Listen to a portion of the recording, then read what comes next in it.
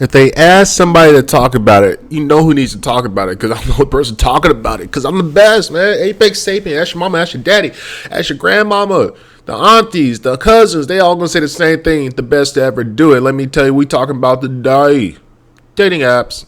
Why the dating field has been nuked because of dating apps. See, once upon a time when I was a young lad, the dating apps actually had some value. You could actually find people that were looking to find connections and utilizing dating apps to build fundamental relationships that would be not profitable, would be beneficial to both parties. But since the great pandemic of 2019 to 2021, 2022, the dating market on the dating platforms, Tinder, Hinge, Bumble, Black, all of them, they have turned into a cesspool of fucking just tragedy. A cesspool of tragedy. And here's why. See, before the dating apps came, people were still kind of going out and mingling and talking and meeting people and having conversations and developing relationship and kinship.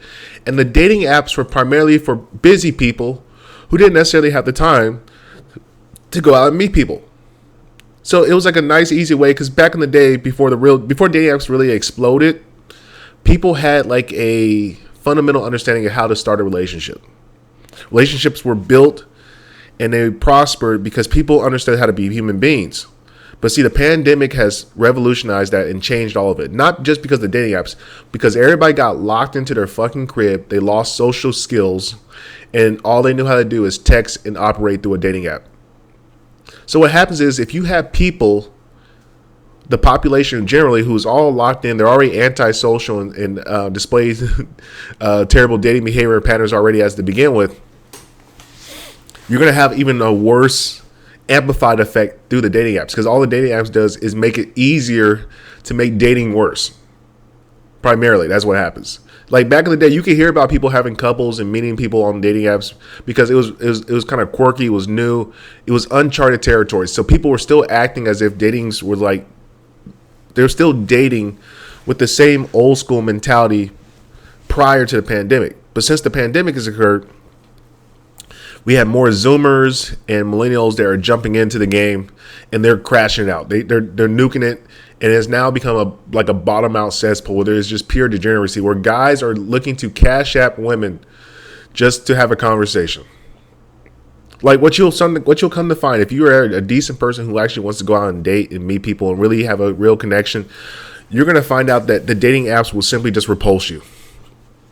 First of all, as a dude, it's just crippling depression if you have a dating app, because what you realize is you get no matches. No matches. If you try to be your true authentic self, you are not getting matched. You are not. Because there's an algorithm set in place that if you're not paying for it as a dude, you're not getting matches. And when certain women start to swipe left on you, it's like a cascading effect. The algorithm essentially says you are trash, and we will give you nothing but the bottom cesspool of the trash. And then the other problem is the guys who look very good on the dating profiles, what you come to find out is most of them are malarkey. Most of them are selling a pipe dream, and they're looking at for just a quick hookup, get their nut out, and get the hell out of it. Look at like a fast food dating. And see, this is the problem with not having a buy-in with your matchmaking dating. See, like everything in life, you get what you pay for.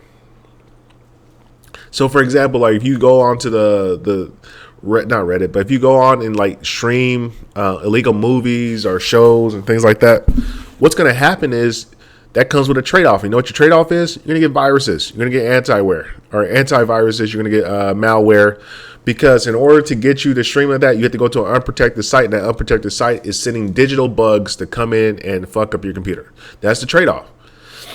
So if you actually want to get good quality movies, entertainment things, you have to pay for the service, such as Netflix, Hulu, go to the movie theaters, so forth and so forth. If you're not willing to pay, it's going to be a consequence. And that's like most things in life. If you're not willing to pay the price, there will be consequences, because there's no such thing as a free lunch in this world. So what you begin to understand with the dating apps is the same application. Before, when it was just like an open territory, everybody's just trying to figure the thing out, really using old school practice dating things, it was cool. You can meet some real cool people. I've seen some people match up and actually have marriage and be prosperous. But now the grand majority of people realize that they got burned too many times from the dating apps, so now they start just saying, how can I get whatever. So now women are basically using the dating app to extract resources from guys, and guys are using dating apps to extract vagina from women. There is no real relationships on the dating apps because we have bottomed out the market. So for my people who are looking for actually dating, you want to actually meet somebody, as most guys, if you're kind of suffering with the dating market like I have, what you'll learn is you probably want to get a matchmaker. Yes, a matchmaker. In the words of Kevin Samuels, if you are serious about finding a significant other, you got to pay. You got to pay. Because if you're going to hope that it comes by you by happenstance, you'll be waiting a long time, my brother, a long time. You want to find people who have the same interests and same goals and values that are in line and are willing to put money, because what you pay for, you pay attention. See, when you're paying a matchmaker $1,000 or whatever so much to match you up with somebody that's going to be a lifelong partner, you're going to take that a lot serious. When you're filling out the forms, filling out the applications, doing the interviews, the consultations, providing your information, your photos, and everything else, and then the matchmaker is setting you up with people that they think would be a good match for you on paper, and then they're going to fill out the chemistry and all this other stuff, you're more invested into the outcome. See, when you're in the dating app, you're just swiping. It's like fast food. Swipe, swipe, swipe. You're not going to get the same nutrition out of fast food as opposed to a nice home-cooked meal that you prepare, you do with love, and you make yourself. So if you're not willing to make it yourself, if you're not willing to put some time and effort and energy into finding your particular person, well, guess what? You will not find a good person because you yourself are lazy and refuse to go find a good person. And this is really for today's age. Like once again, I said, there was a time where you could find really good people on the dating apps. But the problem is so many people have gotten burned on the dating apps. All the good people say, you know what, fuck it, I'm done with this bullshit. I'm out. I'm fucking out. Now, there's always special cases, there's always anomaly, but the grand majority of people realize I'm out. And another thing that people fail to recognize is that if you are a suitable partner in a relationship, chances are you're going to get taken up. So most of the good people who are in relationships are not on dating apps, or most people who are good relationship material are not on dating apps. They're moving and figuring out other things, and they already found a person, or they're using like their network, finding people that can introduce them to other people to get a proper wife. But once again, it comes down to cost versus price. If you pay nothing, if you pay a small price, it's going to cost you a whole lot. If you pay nothing on the price, it's going to cost you a whole lot of turmoil, maybe a sexual transmitted disease, so forth and so forth. So if you want to avoid all that, I recommend you reach out to Apex Sapien. Let me guide you to find yourself a good young lady. And all those young ladies out there watching, if you want to find a good man, reach out to Apex so I can give you the line of questioning and make sure you don't waste your time with these weak, pathetic fuck boys. Thank you once again for listening. This is Apex Sapien, the greatest to ever do it. Ask your mama, ask your daddy, because they all going to tell you the same thing. I'm the best.